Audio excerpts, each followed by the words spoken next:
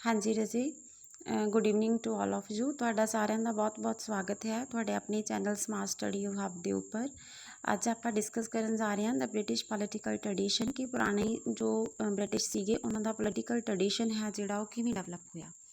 ਸਭ ਤੋਂ ਪਹਿਲਾਂ ਹੈ tradition are the product of a long historical evolution ਕਿ ਲੌਂਗ ਹਿਸਟੋਰੀਕਲ ਇਵੋਲਿਊਸ਼ਨ ਚੱਲਿਆ ਜਿਹਦੇ ਨਾਲ ਇੱਕ ਟ੍ਰੈਡੀਸ਼ਨ ਡਿਵੈਲਪ ਹੋਇਆ।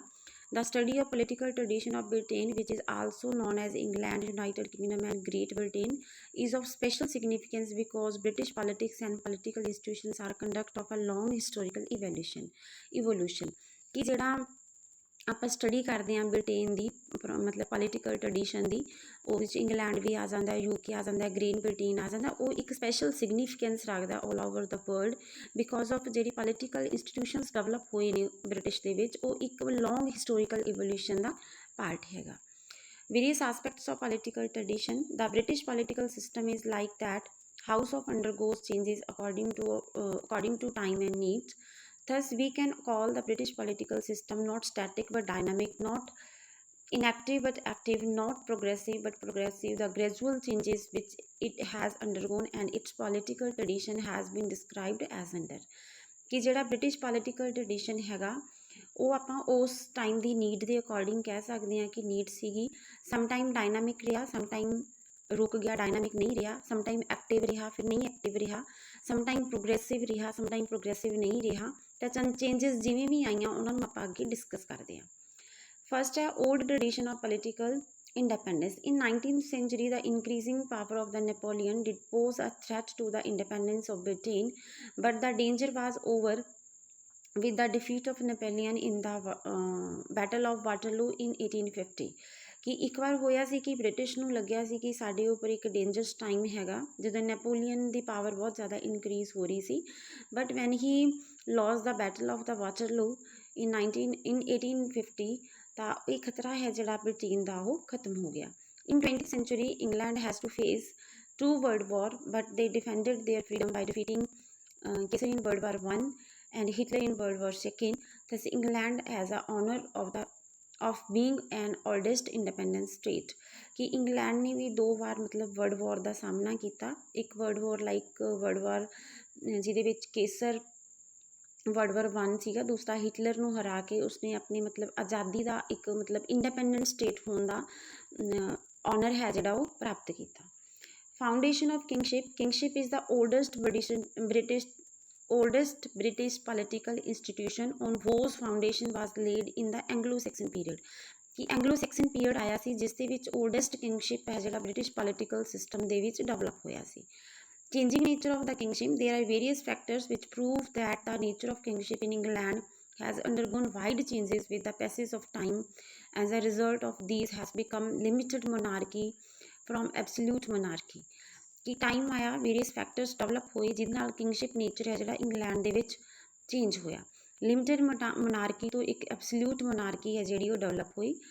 2 इंस्टीट्यूशनस डेवलप हुई, Magnum Concilium and Curia Regis जिहड़े कि विलियम ने डेवलप कीते सीगे।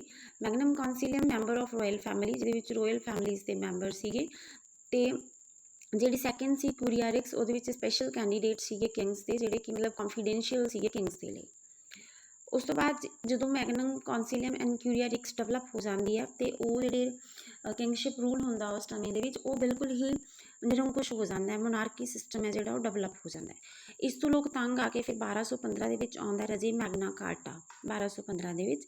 It has special significance in transforming monarchy England from unlimited to limited ਕਿ ਜਿਹੜੀ ਪਹਿਲਾਂ ਅਨਲਿਮਿਟਿਡ ਮੋਨਾਰਕੀ ਸਿਸਟਮ ਚੱਲ ਰਿਹਾ ਸੀ ਇੰਗਲੈਂਡ ਦੇ ਵਿੱਚ ਉਹਦੇ ਵਿੱਚ ਚੇਂਜ ਆਉਂਦਾ ਹੈ। ਮੈਗਨਾ ਕਾਰਟਾ ਇੱਕ ਕਿੰਗ ਜੌਨ ਨਾਮ ਦਾ ਰਾਜਾ ਸੀਗਾ ਜਿਹੜਾ ਕਿ ਨਾਰਮਨ ਕਾਸਟ ਨੂੰ ਬਿਲੋਂਗ ਕਰਦਾ ਸੀਗਾ। ਉਸਨੇ ਲੋਕਾਂ ਦੇ ਉੱਪਰ ਬਹੁਤ ਜ਼ਿਆਦਾ ਮਤਲਬ ਕਿ ਕਹਿ ਲਓ ਕਿ ਤੁਸੀਂ ਅਤਿਆਚਾਰ ਟਾਈਪ ਮਤਲਬ ਲੋਕਾਂ ਨੂੰ ਤੰਗ ਕਰਨਾ, ਉਹਨਾਂ ਨੂੰ ਮਤਲਬ ਕਿ ਟੌਰਚਰ ਕਰਨਾ ਲਾਈਕ ਦੈਟ ਐਕਟੀਵਿਟੀਜ਼ ਇਨਵੋਲਵ ਹੋ ਗਈਆਂ ਸੀ। ਜਦੋਂ ਵੀ ਰੇਜ਼ਿੰਗ ਉਹਨੂੰ ਮੇਨ ਮਨੀ ਦੀ ਲੋੜ ਹੁੰਦੀ ਸੀ ਤਾਂ ਉਹ ਲੋਕਾਂ ਤੋਂ ਅਮੀਰ ਲੋਕਾਂ ਦੇ ਜਿਹੜੇ ਅੱਛੇ ਲੋਕ ਉਹਨਾਂ ਦੇ ਘਰ ਜਾਂਦਾ ਸੀ, ਚੋਰੀ ਵੀ ਕਰਵਾ ਲੈਂਦਾ ਸੀ ਉਹਨਾਂ ਤੋਂ, ਜ਼ਬਰਦਸਤੀ ਵੀ ਮਤਲਬ ਕਿ ਮਨੀ ਹੈ ਜਿਹੜੀ ਉਹ ਲੈ ਲੈਂਦਾ ਸੀਗਾ। ਤਾਂ ਇਸ ਤੋਂ ਮਤਲਬ ਕਿ ਲੋਕਾਂ ਨੇ ਤੰਗ ਆ ਕੇ ਮੈਗਨਾ ਕਾਰਟਾ ਹੈ ਜਿਹੜਾ ਇੱਕ ਮਤਲਬ ਕਿ ਤੁਸੀਂ ਕਹਿ ਲਓ ਕਿ ਇੱਕ ਪੇਪਰ ਸੀ, ਪੇਪਰ ਦੇ ਉੱਪਰ ਉਹਨਾਂ ਨੇ ਆਪਣੀਆਂ 63 ਕਲੌਜ਼ਸ ਹੈ ਜਿਹੜੇ ਉਹ ਲਿਖੇ ਸੀ ਅਤੇ ਧੱਕੇ ਦੇ ਨਾਲ ਮਤਲਬ ਕਿ ਕਿੰਗ ਜੌਨ ਤੋਂ ਸਾਈਨ ਕਰਵਾਏ ਸੀ। ਇਹ ਇੱਕ ਰਜ਼ੇ ਕਾਪੀ ਦੇਖ ਰਹੇ ਹੋ ਤੁਸੀਂ ਮੈਗਨਾ ਕਾਰਟਾ ਦੀ ਉਸ ਸਮੇਂ ਦੀ, ਮਤਲਬ ਇਹ ਸੀਗੀ। ਤਾਂ 63 ਕਾਲਜ ਦੇ ਵਿੱਚੋਂ ਕੁਛ ਮੇਨ ਪ੍ਰੋਵੀਜ਼ਨ ਸੀਗੀਆਂ ਜਿਹੜੀਆਂ, provision related to the raising of money, ਕਿ ਜੇ ਮਨੀ ਨੂੰ ਰੇਜ਼ ਕਰਨਾ ਹੈਗਾ ਟੈਕਸਿਸ ਦੇ ਰੂਪ ਦੇ ਵਿੱਚ ਤਾਂ ਕੋਈ ਪ੍ਰੋਵੀਜ਼ਨ ਕੀਤੀ ਜਾਵੇ। Provision related to law and justice, ਕੋਈ ਪ੍ਰੋਪਰ ਲਾਅ ਅਤੇ ਜਸਟਿਸ ਲਈ ਪ੍ਰੋਵੀਜ਼ਨਸ ਕੀਤੀਆਂ ਜਾਣ। Provision related to establishment the common council of realm, ਕਿ ਇੱਕ ਕਾਮਨ ਕਾਉਂਸਿਲ ਹੈ ਜਿਹੜੀ ਸਾਂਝੀ ਕਾਉਂਸਿਲ ਸਭ ਦੀ ਡਿਵੈਲਪ ਕੀਤੀ ਇਸਟੈਬਲਿਸ਼ ਕੀਤੀ ਜਾਵੇ। Petition of Rights 1628, in 1628 the King Charles was in dire need of money, so he had to sign the petition of the rights, ਕਿ ਜਿਹੜੀ 1628 ਦੇ ਵਿੱਚ ਆ ਕੇ ਫਿਰ ਕਿੰਗ ਚਾਰਲਸ ਆਉਂਦਾ ਹੈ, ਫਿਰ ਉਸ ਤੋਂ ਬਾਅਦ ਫਿਰ ਮਤਲਬ ਇੱਕ ਪਟੀਸ਼ਨ ਪੈਂਦੀ ਹੈ ਰਾਈਟਸ ਦੀ, ਜਿਹਦੇ ਉੱਪਰ ਚਾਰਲਸ ਹੈ ਜਿਹੜਾ ਉਹ ਸਾਈਨ ਕਰ ਦਿੰਦਾ। ਫਿਰ ਸਿਵਲ ਵਾਰ ਆਉਂਦਾ ਹੈ ਰਜੇ 1642 to 1645। ਸਿਵਲ ਵਾਰ ਹੁੰਦਾ ਹੈ ਕਿ ਜਦੋਂ ਕੰਟਰੀ ਦੇ ਵਿੱਚ ਰਹਿ ਰਹੇ ਲੋਕਾਂ ਦਾ ਉਹਨਾਂ ਦੇ ਰਾਜੇ ਜਿਹੜੀ ਗਵਰਨਮੈਂਟ ਆ ਉਹਦੇ ਨਾਲ ਜਿਹੜੀ ਵਾਰ ਚੱਲਦੀ ਹੈ ਜਾਂ ਲੜਾਈ ਚੱਲਦੀ ਹੈ, ਠੀਕ ਹੈ। ਜਿਵੇਂ ਇੰਡੀਅਨ ਪੀਪਲ ਦੀ ਆਪਣੀ ਗਵਰਨਮੈਂਟ ਨਾਲ ਲੜਾਈ ਚੱਲੀ ਤਾਂ that is civil war. Civil war ਤੋਂ ਬਾਅਦ ਗਲੋਰੀਅਸ ਰੈਵੋਲੂਸ਼ਨ ਵੀ ਆਉਂਦੀ ਹੈਗੀ ਇੰਗਲੈਂਡ ਦੇ ਵਿੱਚ, ਜਿਹਦੇ ਨਾਲ ਮਤਲਬ ਪਾਰਲੀਮੈਂਟਰੀ ਸਿਸਟਮ ਡਿਵੈਲਪ ਹੋਣ ਦੇ ਚਾਂਸਿਸ ਹੈ ਜਿਹੜੇ ਉਹ ਡਿਵੈਲਪ ਹੋ ਜਾਂਦੇ ਨੇ। Main provisions of bill of rights 1689 ਦੇ ਨਾਮ ਵਿੱਚ ਫਿਰ ਇੱਕ ਬਿਲ ਆਫ ਰਾਈਟਸ ਆਉਂਦਾ ਹੈ, ਜਿਹਦੀਆਂ ਮੇਨ ਪ੍ਰੋਵੀਜ਼ਨ ਸੀਗੀਆਂ king could not reject the laws passed by the parliament, ਕਿ ਜੇ ਪਾਰਲੀਮੈਂਟ ਲਾਜ਼ ਬਣਾਉਂਦੀ ਹੈ ਤਾਂ ਕਿੰਗ ਉਸ ਨੂੰ ਰਿਜੈਕਟ ਨਹੀਂ ਕਰੇਗਾ। Protection of the privileges of the parliament, parliament ਜੋ ਵੀ ਪ੍ਰਿਵਿਲੇजेस ਬਣਾਊਗੀ ਉਹਨਾਂ ਨੂੰ ਪ੍ਰੋਟੈਕਟ ਕਰਨਾ। Provision to check abuse, judicial abuse, ਕਿ ਜੇ ਨਿਆਇਕ ਅਬਿਊਜ਼ ਹੋ ਰਿਹਾ ਤਾਂ ਉਸ ਨੂੰ ਚੈੱਕ ਕਰਨ ਦੀ provision. Provision to the protection of civil rights, ਜਿੰਨੇ ਵੀ ਸਿਵਲਸ ਨੇ ਉਹਨਾਂ ਨੂੰ ਜੋ ਵੀ ਰਾਈਟਸ ਮਿਲੇ ਹੋਏ ਨੇ ਉਹਨਾਂ ਦੀ protection the provision. restrictions on keeping permanent forces during peace time, peace time ਦੇ during permanent forces ਹੈ ਜਿਹੜੀਆਂ ਉਹ ਰੱਖਣੀਆਂ restrictions ਹੈ, ਮਤਲਬ ਮਨਾਹੀ ਕੀਤੀ ਗਈ।